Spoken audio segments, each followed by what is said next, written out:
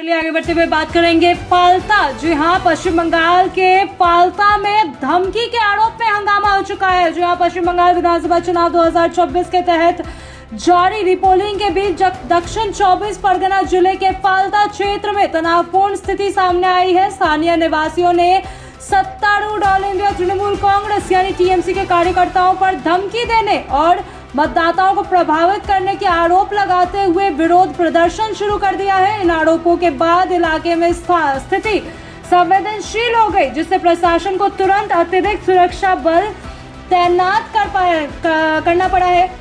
इसके विपरीत बात करें तो प्रत्यक्षदर्शी और स्थानीय लोगों का दावा है कि कुछ स्थानों पर मतदाताओं को डराने धमकाने की कोशिश की गई ताकि वे स्वतंत्र रूप से मतदान न कर सके। इन आरोपों ने पहले से ही विवादों में घिरे चुनाव माहौल को और अधिक गर्म कर दिया है। हालांकि टीएमसी की ओर से इन आरोपों को खारिज किया गया है। इन राजनीतिक साजिश बताया गया है। जी हाँ, इसे साजिश कहा है टीएमसी ने। स्थिति को नियंत्रित करने के लिए सेंट्रल रिजर्व पुलिस ऑफिसर्स, जी हाँ, central reserve police force CRPF और रैपिड एक्शन फोर्स आरएएफ को प्रभावित इलाके में तैनात किया गया है। इन सुरक्षा बलों को कानून व्यवस्था बनाए रखने और मतदाताओं को सुरक्षित माहौल प्रदान करने की जिम्मेदारी दी गई है। अतिरिक्त अधिकारियों के अनुसार संवेदनशील बूथों पर निगरानी बढ़ा दी गई है और किसी भी तरह की गड़बड़ी पर तुरंत कार्रवाई की जाएगी।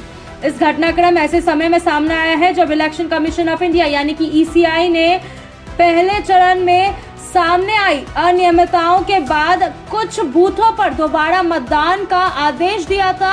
फालता क्षेत्र भी उन इलाकों में शामिल है जहां ईवीएम से छेड़छाड़ और अन्य चुनावी गड़बड़ी के आरोप लगाए गए थे, जिसके कारण चुनाव प्रक्रिया पर सवाल उठे हैं। जी हां, रीपोलिंग के दौरान प्रशासन ने सुरक्षा के व्यापक इंतजाम किए हैं, लेकिन फालता में विरोध प्रदर्शन और आरोपों ने यह संकेत दिया है कि जमीनी स्तर पर अभी भी तनाव बना हुआ है। राजनीतिक दल एक दूसरे पर आरोप प्रत्यारोप लगा रहे हैं, जिससे चुनावी माहौल और अधिक संवेदनशील हो गया है। विपक्षी भारतीय जनता पार्टी यानी कि बीजेपी ने इन घटनाओं को लोकतंत्र के लिए खतरा बताते हुए चुनाव आयोग से कड़ी कार्रवाई की मांग की है। पार्टी का आरोप है कि सत्तारूढ़ दल अपने प्रभाव का इस्तेमाल कर चुनाव प्रक्रिया को प्रभावित करने की कोशिश कर रहा है। वहीं टीएमसी ने इन आरोपों को पूरी तरह से निर्धारित बताया है और कहा है कि विपक्ष माहौल बिगाड़ने की कोशिश कर रहा है। तो वहीं प्रशासन ने लोगों से शांति बनाए रखने की अपील की है और भरोसा दिलाया है कि मतदान प्रक्रिया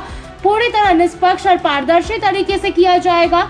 अधिकारियों का कहना है कि सुरक्षा बलों की मौजूदगी में मतदाता बिना किसी डर के अपना मताधिकार का प्रयोग कर सकते हैं। जैसे जैसे 4 मई को होने वाली मतगणना की तारीखें नजदीक आ रही है, वैसे वैसे पश्चिम बंगाल का राजनीतिक माहौल और अधिक गर्म होता जा रहा है। जी हाँ, फालता में हुई यह घटना इस बात का संकेत है कि चुनावी प्रक्रिया के दौरान कानून व्यवस्था बनाए रखना प्रशासन के लिए एक बहुत बड़ी चुनौती बन चुका है।